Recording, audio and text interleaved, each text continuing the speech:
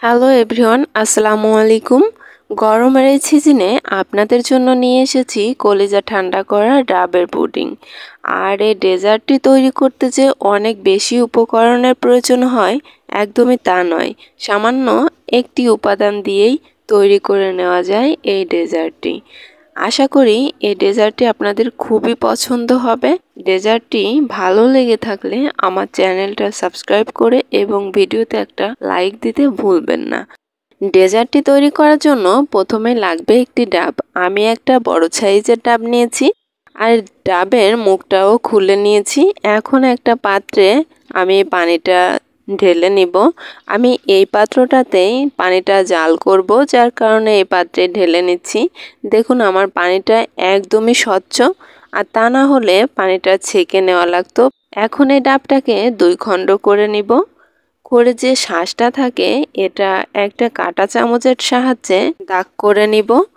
আর যারা একটু বেশি চিকন করে শাঁসটা তুলতে চান তারা এই কাঁটা চামচের যে দাগটা দেওয়া হলো এই দাগের মাঝ দিয়ে আরও একটা দাগ দিবেন, তাহলে দেখবেন খুব সহজেই চিকন করে উঠে যাচ্ছে। আর একটা চামচ দিয়ে নিচ থেকে টান দিলে খুব সুন্দরভাবে উঠে আসবে। যাদের বাসায় লম্বা করে ওঠানো নারকেল কোড়ানি আছে তারা সেইটা দিয়েই ট্রাই করবেন। আর যাদের লম্বা করে ওঠানো নারকেল কোড়ানিটা নেই তারা আমার এই টিপসটি ফলো করে এইভাবে ওঠানোর চেষ্টা করবেন, দেখবেন খুব সহজেই উঠে গিয়েছে। আসলে লম্বা করে ওঠালে ডেজার্টটি দেখতে সুন্দর দেখা যায়, আর আরও একটু চিকন করলে আরও বেশি সুন্দর দেখা যাবে। এইভাবে করে আমি 2টো ডাবের শাঁসই তুলে নেব। এখন যে পানিটা আছে এই পানিটা জাল করে নিতে হবে। আমার যেহেতু পানি একটু বেশি হয়ে গিয়েছে তার কারণে একটু পানি আমি তুলে নিচ্ছি, কমিয়ে জাল করে নিব। তার জন্য আমার প্রথমে লাগবে 1/3 কাপ পরিমাণ চিনি। চিনিটার পরিমাণ নির্ভর করবে ডাবের পানিটা কতটা মিষ্টি আছে তার উপর নির্ভর করে। আর দিয়ে দিচ্ছি 1 টেবিল চামচ পরিমাণ আগার আগার পাউডার। আর এই পাউডারটা দিয়ে অবশ্যই ভালোভাবে আগে মিশিয়ে নিতে হবে, যেন কোনো প্রকার দলা ভেসে না থাকে। আর এই কাজটা অবশ্যই চুলাটা অন করার আগে করে নিতে হবে, তা না হলে পুডিংটা ভালোভাবে সেট হবে না।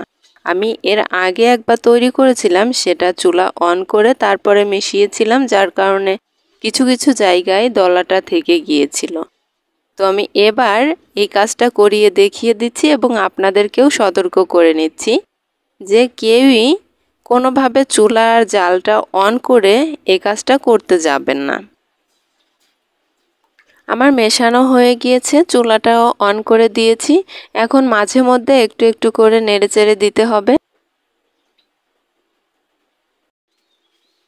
আর এর ভেতর আমি দিয়ে দিয়েছি এখানে 2টো এলাচ, ফাটানো এলাচ। এই এলাচ দুটো আমি পরে উঠিয়ে নিব।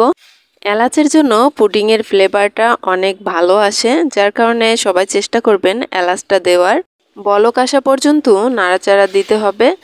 আর দেখুন আমার বলক এসে গিয়েছে।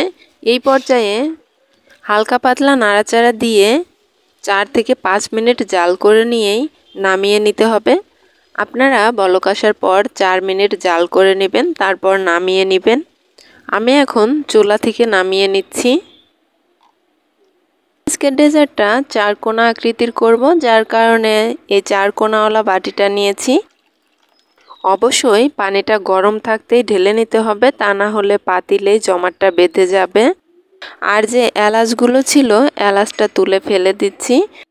এখন দিয়ে দিচ্ছি যে ডাবের শাঁসটা আমরা তুলে রেখেছিলাম, এই শাঁসটা আধা ঘন্টা বা 20 মিনিটের মতো এভাবে রেখে দিব, বা আপনারা চাইলে ফ্রিজেও রেখে দিতে পারেন, তাহলে খুব তাড়াতাড়ি জমাটটা বেঁধে যাবে।